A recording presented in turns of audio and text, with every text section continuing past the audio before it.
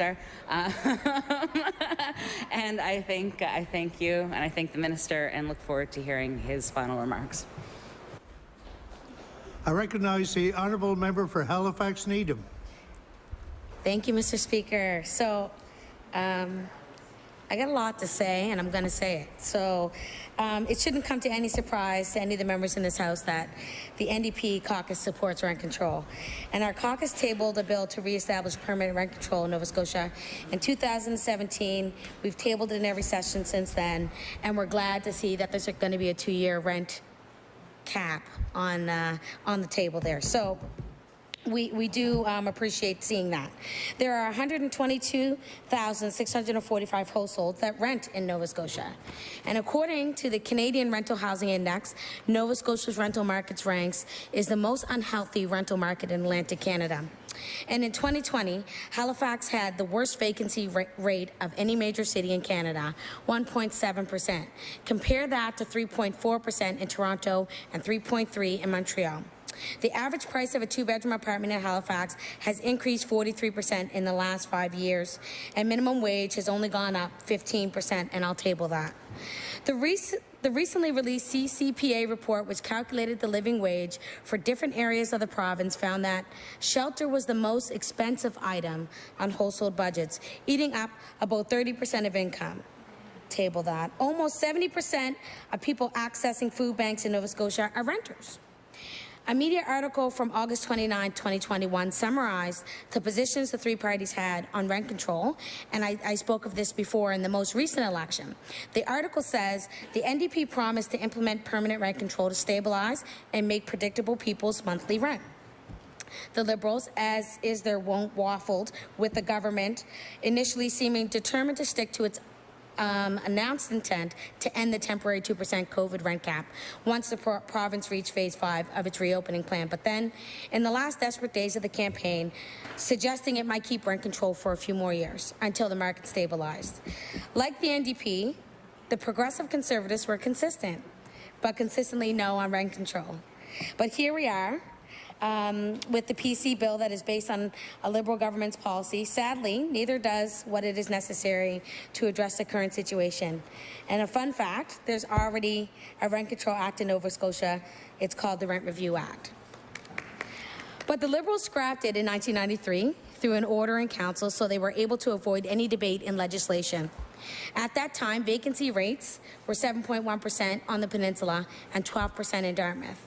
Guy Brown, who was a Liberal minister, said that people didn't need the protection then, but he made it clear if the situation changed, he would be the first to reactivate rent control. However, in 8 years, the Liberal government did little to increase the number of affordable housing units. Vacancy rates dropped to 1.7, and the Liberals didn't reactivate rent control. In fact, in March 2020, we asked the Minister of Service Nova Scotia why the government was refusing to reestablish rent control at a time when vacancy rates were so low and so many tenants were getting pushed out of housing by rent increases of hundreds of dollars. The Minister said, we have to look at rent control within the department, and we see the studies that show that it does not prove to be effective. So here, I'll table these. Mr. Speaker, we've heard similar lines from both the current and former ministers responsible for residential tenancies, and I would respond, doesn't work for who? Because, Mr. Speaker, rent control certainly worked in Nova Scotia for many years prior to 1993. It certainly works for the hundreds of renters who have signed petitions and called on the government to maintain the rent cap. It seems to work well enough for people in British Columbia, Manitoba, Ontario, and PEI. Maybe my colleagues' understanding of rent control is a bit like the grasp on the economic policy, and it hasn't really caught up to the current reality, and so I will happily table some reading on the subject that I encourage all the members to have a look at. Why rent control works. Rent control can help tenants and get new units built. Dear business school professors, you're wrong, rent control works. An analysis of Manitoba's rent regulation program and the impact on the rental housing market.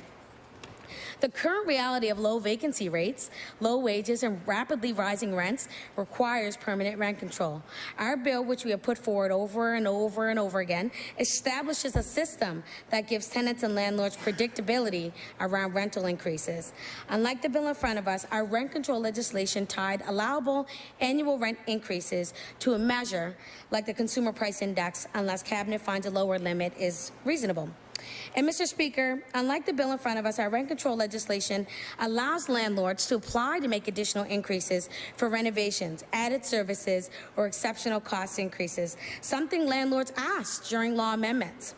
Maybe the most important difference between the bill we are discussing and the bill our caucus has previously put forward is that our bill set the previous tenant's rent as the base for increases. The PCs, like the Liberals before them, have tied the rent cap to the individual living in the apartment and not the unit itself. This means that when a new person moves into an apartment, all bets are off. The rent can be reset to whatever the landlord wants without restrictions. For large landlords like Killam, this means that the rent cap we're debating here today won't have an impact on about 30% of their thousands of rental units. It was just reported today that Killam has reported a net income of $46.6 million in the third quarter. That's $9 million higher than the company's net income from the same quarter last year. And yet all this moaning and groaning about the negative impact of rent control, wow, just makes me cry. Mr. Speaker, we came to this House last night with amendments to strengthen this bill because we know how important it is. We were disappointed that the government rejected those amendments. Our caucus will support this bill because so many people are depending on it. And we will continue to advocate on behalf of the people we represent to make sure that no one is forced out of their home because of rent increases. So I thank you for this opportunity to speak to this bill and register the ways in which our caucus will continue to urge the government to go further. Thank you, Mr. Speaker. If I am to recognize the minister, it'll be to close third reading.